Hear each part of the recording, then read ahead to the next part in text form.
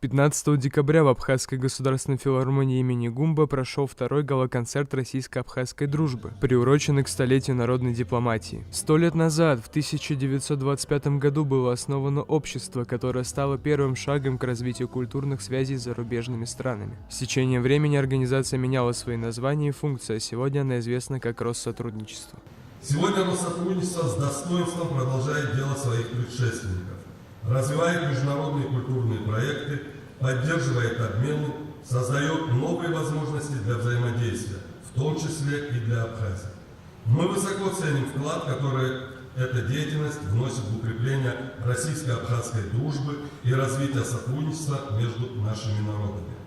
Сегодня, отмечая столетие народной дипломатии, мы подтверждаем свою приверженность тем ценностям, которые объединяют Абхазию и Россию.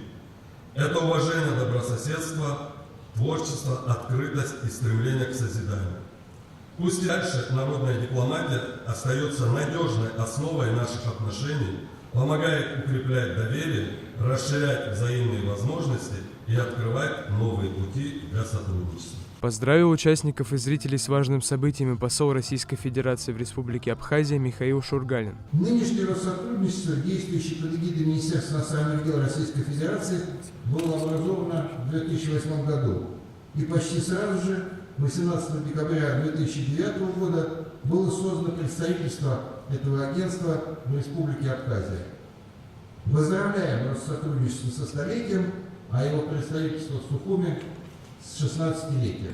В этот вечер выступили заслуженная артистка Абхазии и Южной Осетии Хибла Мукба, знаменитые артисты Авто Канджария, Леван Пхаладзе, Крисьянка и Яся Чихомова. Их выступления стали ярким отражением дружбы между Россией и Абхазией. Руководитель представительства Россотрудничества Абхазии Татьяна Степанова отметила, что ведомство уже 16 лет успешно способствует обмену опытом и идеями между Россией и Абхазией, играя важную роль в укреплении культурных и гуманитарных связей между нашими странами.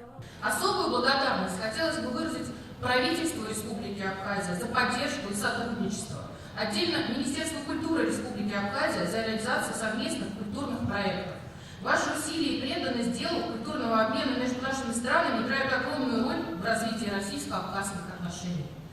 Сделано немало, но будет сделано еще больше. Народная дипломатия, как один из важнейших элементов внешней политики, продолжает служить основой для взаимопонимания, доверия и сотрудничества. Концерт стал ярким примером того, как искусство помогает развивать эти ценности. Арестит Каракасиди, Евгений Сильченко, Абаза ТВ.